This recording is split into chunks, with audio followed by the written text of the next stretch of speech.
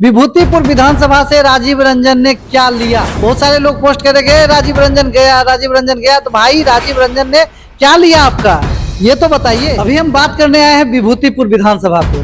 तो विभूतिपुर विधानसभा के एक प्रत्याशी हैं जिनका चर्चा अभी जोरों से चल रहा है कि राजीव रंजन कुमार जो जेल चले गए हैं, जिन पे FIR हो गया है। बहुत सारे लोगों ने लिखा, हम भी उस जानकारी के बारे में थोड़ा सा जानकारी लिए। जो ये क्या जानकारी जो है फेसबुक पे जा रहा है, सही है गलत है, तो पता चला कि हाँ एक जज थे, रिटायर्ड जज, और जिन्होंने इन पे FIR दर्ज किया। 4.5 करोड़ के गबन का मामला था। तो चलिए FIR किसी पर भी हो सकता है। इनके बारे में थोड़ा सा राजीव रंजन के बारे में हम आपको बता दें कि राजीव रंजन एक बिल्डर हैं, जो सभी आदमी जानते हैं। बिल्डर हैं तो बिल्डर का काम क्या होता है, बिल्डिंग बनाना। जिन्होंने इन पे 4.5 करोड़ रुपए का जो गबन का मामला किया है वो जज है, रिटायर्ड जज है, तो ना समझ है नहीं। उन्होंने भी कुछ सोच के ही रुपया दिया होगा कि कहा कि 4.5 करोड़ छोटी मोटी रकम होती नहीं है। उन्होंने 4.5 करोड़ दिया, जो प्रोजेक्ट पे दिया। वो प्रोजेक्ट अभी पूरा नहीं हो सका, वो बिल्डिंग अभी नहीं बिक सका, इसके लिए पैसा उनका रिटर्न नहीं हुआ। तो वो FIR कर दिए। FIR कर दिए तो पुलिस इनको पकड़ ली। अब पकड़ ली तो भैया बेल तो होता ही है ना। ये हो गया एक चैप्टर। दूसरा चैप्टर हम आ जाते हैं समस्तीपुर के विभूतिपुर विधानसभा में। विभूतिपुर विधानसभा से राजीव रंजन ने क्या लिया, ये आप सभी लोग जान रहे हैं, जो विभूतिपुर के हैं या जो समस्तीपुर के हैं या जो राजीव रंजन जी के बारे में जानते हैं। उनसे मेरा ये सवाल है कि विभूतिपुर से राजीव रंजन ने क्या लिया। इस बात का जवाब अगर आपके पास है तो हमारे कमेंट बॉक्स में अवश्य बताएं। अब हम बताते हैं कि राजीव रंजन ने इस 2 से 2.5 महीने के बीच विभूतिपुर को क्या दिया। अगर मैं गलत हूं तो आप ये भी बताइएगा कि नहीं गोपाल जी यहाँ पे आप गलत है। मैं बताता हूँ। राजीव रंजन जब विभूतिपुर आते हैं, प्रत्याशी के रूप में उभर के आते हैं, तो उन्होंने सबसे पहले बम्बैया हरलाल में एक बस्ती है जहाँ पे नल जल का पानी नहीं जा रहा था, वहां पे अपने निजी फंड से समरसेबल दिया। दूसरी बात, हर जगह जाके समरसेबल दिया।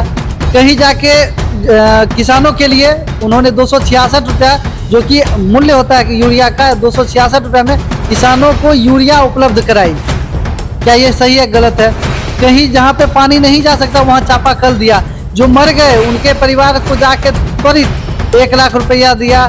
जो नहीं आ सकते उनको फ्लाइट से बैठा के, एक राम बस्ती के थे जिनको करंट लग गया था, उनके परिजन को फ्लाइट से बैठा के वहां से विभूतिपुर लाया। इसमें क्या राजीव रंजन ने क्या लिया इसमें विभूतिपुर से। महिलाओं के लिए, जो महिला अभी बच्चियां जो कॉलेज जाती थी पढ़ने के लिए, उन महिलाओं और बच्चियों को फ्री बस सेवा देके उनके कॉलेज तक पहुंचाते हैं, और वो बस अभी चल रही है फ्री सेवा। तो इसमें विभूतिपुर से राजीव रंजन ने क्या लिया। बहुत सारे लोग पोस्ट करेंगे राजीव रंजन गया, तो भाई राजीव रंजन ने क्या लिया आपका, ये तो बताइए। राजीव रंजन ने 2 महीने के दरमियान, 2 से 2.5 महीने के दरमियान, हमको जो लगता है कि अनुमानित जो 2 से 2.5 करोड़ रुपया विभूतिपुर में दिया। कई जगह पे चापाकल लगवाए, कई जगह पे समरसेबल करवाए, कहीं बस चलवा रहे हैं महिलाओं के लिए, कहीं किसानों को यूरिया दिलवा रहे हैं 266 रुपया में। उसके बाद हर मंदिर में, विभूतिपुर विधानसभा में जितना मंदिर है उस मंदिर में लाइट उन्होंने लगवाया अपने निजी फंड से। जिस बस्ती में आज तक सड़क नहीं गई थी, पासवान टोला एक है, वहां पे सड़क नहीं गई थी, उन्होंने अपने निजी फंड से वहां पे पैर पकड़ना हो जैसे हो उस बस्ती में सड़क पहुंचवाया। मिट्टी गिरवाया, मिट्टीकरण का कार्य किया। यह युवाओं के लिए, बच्चियों के लिए, कम से कम 150 बच्चियों को उन्होंने अपने निजी फंड से स्कूल बैग, स्कूल ड्रेस तक दिलवाए। दलित बच्चियों को बुला के उन्होंने कन्या भोजन करवाया। और सबको एक जो होता है कन्या देवी का रूप माना जाता है, तो कन्या भोजन के दिन उन्होंने देवी को बुला के यहाँ पे सभी बस्तियों से, विभूतिपुर के अलग अलग पंचायत से उनको बुला के उनका पूजा अर्चना किया। इसमें राजीव रंजन ने विभूतिपुर से क्या लिया। मैं बार बार एक ही सवाल कर रहा हूँ कि राजीव रंजन ने विभूतिपुर से क्या लिया। जो भी लिया वो तो दिया, कुछ तो दिया। अगर नहीं दिया तो हमारे कमेंट बॉक्स में, कि हाँ प्रत्याशी के रूप में उभर के आना, ये किसी की भी महत्वाकांक्षी हो सकती है। आप भी उभर के आ सकते हैं, कोई भी आ सकता है, कोई भी। अब रहा बात, आप कहिएगा कि चलिए अरे राजीव रंजन ने 4.5 करोड़ का गबन कर लिया। भैया कहीं पे चारा घोटाला हो रहा है, कहीं पे पुल घोटाला हो रहा है, कहीं पे वो घोटाला, तो आरोपित कोई भी हो सकता है।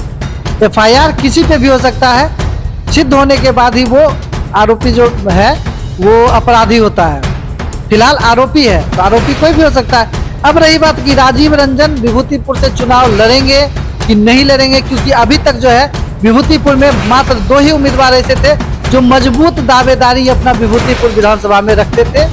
एक रवीना कुशवाहा जो कि पूर्व विधायक रामबालक सिंह जी की पत्नी है, दूसरे राजीव रंजन कुमार जो कि लोजपा रामविलास से दावेदारी अपना रखते थे।